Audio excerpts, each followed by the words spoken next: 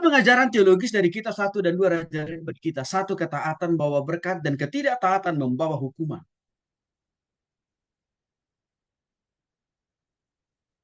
Sebelum Salomo ditabiskan menjadi raja, dia sudah memberikan nasihat dan saran kepada Salomo. Daud sudah memberikan saran, masukan, nasihat kepada Salomo sebelum Salomo ditabiskan menjadi raja. Dia sudah berikan pesan-pesan kuat kepada Salomo.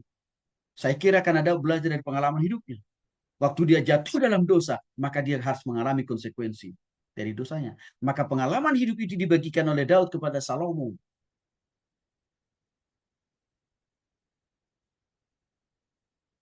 Kalau engkau mau diberkati dalam masa kepemimpinanmu sebagai raja, pastikan engkau harus lebih taat, harus lebih setia kepada Tuhan dibanding saya. Itu kira-kira inti pesan Daud kepada Salomo. Maka ini juga mengingatkan kita kan, saudara. Pesan Daud ini juga berlaku buat kita hari ini, bukan hanya bagi Salomo saja. Kesetiaan dan ketaatan, harga mati. Yang kedua, kedaulatan dan kasih Allah atas janjinya. Seperti saya singgung tadi, berulang kali orang Israel jatuh dalam dosa, termasuk raja-rajanya tadi. Tetapi kalau Tuhan sudah berjanji, kalau Tuhan sudah punya rencana, kalau Tuhan sudah punya ketetapan, kalau dari keturunan mereka akan ada raja yang sempurna dan masa kepemimpinannya tidak ada batasnya, itu Yesus Kristus. Tetap dijanjikan Tuhan kepada Salomo. Ini mengingatkan kita, saudara, Tuhan sudah pasti punya rencana yang indah buat kita. Sekalipun dalam mencapai rencana Tuhan itu seringkali kita jatuh bangun. Tapi waktu kita tetap kembali kepada Tuhan, taat sama Tuhan, maka rencana yang sudah Tuhan siapkan buat kita yang begitu indah dan luar biasa itu tidak akan diubah oleh Tuhan sebenarnya. Asal kita tetap kembali kepada Dia. Kalau jatuh dalam dosa pun, ya udah akui dosa di hadapan Tuhan. Tapi jangan bermain-main di seputar apa. Ya buat dosa, aku lagi, buat dosa, aku lagi. Ya begitulah Bapak Ibu. Karena Daud waktu dia tahu kesalahannya, dia komitmen dari hati itu untuk tidak mau lagi berdosa. Bagian penting, hikmat menjadi hal yang sangat membantu Salomo dalam menyelesaikan konflik di antara bangsa Israel. Dan hikmat Salomo itu rupanya memberikan pertolongan dalam menyelesaikan sengketa atau konflik di antara bangsa Israel. Maka Alkitab juga mengatakan kepada kita, kalau engkau kekurangan hikmat, minta dari Tuhan. Awalnya gimana caranya? Bertobat pada Tuhan, lahir baru dulu. Maka hikmat itu Tuhan akan salurkan dalam diri kita. Saya sudah jelaskan panjang lebar tadi, saudara. Jauh beda antara hikmat dengan pengetahuan. Pengetahuan itu sifatnya sementara, sedangkan hikmat jangka panjang.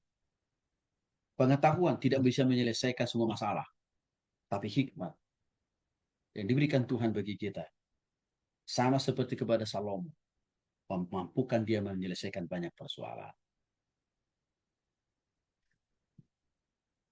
Jadi perlu kita menjadi anak Tuhan yang berhikmat, plus dengan punya pengetahuan. Wah, itu akan makin luar biasa kita dipakai itu.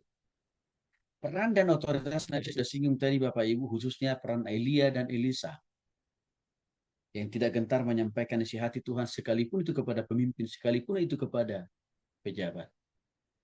Tapi suara kenabian tidak pernah surut mereka sampaikan. Karena mereka tahu, untuk itulah mereka berpikir, untuk itulah saya dipilih oleh Tuhan menjadi nabi kan. Kesetiaan Nabi Elia dan Elisa melahirkan mereka diberkati oleh Tuhan. Ya, artinya ini kita diajarkan secara teologis lewat satu dua raja-raja sebagai hamba Tuhan. Sampaikanlah kebenaran itu walaupun mungkin panas di kuping banyak orang. Sampaikanlah kebenaran itu walaupun mungkin pahit bagi banyak orang.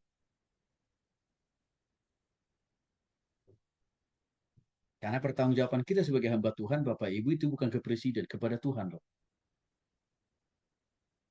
Ya, pertanggungjawaban kita sebagai hamba Tuhan bukan ke presiden. Bukan juga kepada ketua sinode. pertanggungjawaban kita total itu kepada Tuhan, Bapak Ibu.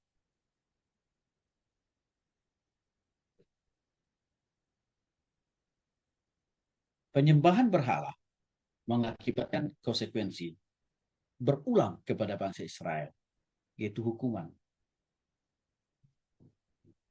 Contoh waktu Yerobeam mendirikan patung anak lembu terbuat dari emas untuk dipertuhankan, untuk dipuja-puji.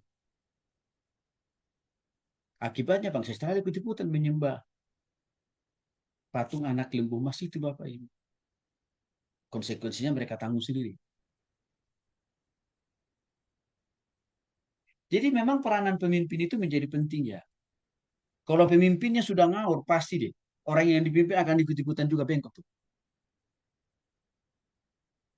Maka kita Bapak Ibu sebagai suami dalam keluarga, pastikan kita ini kan pemimpin ya. Termasuk juga istri. Pemimpin juga.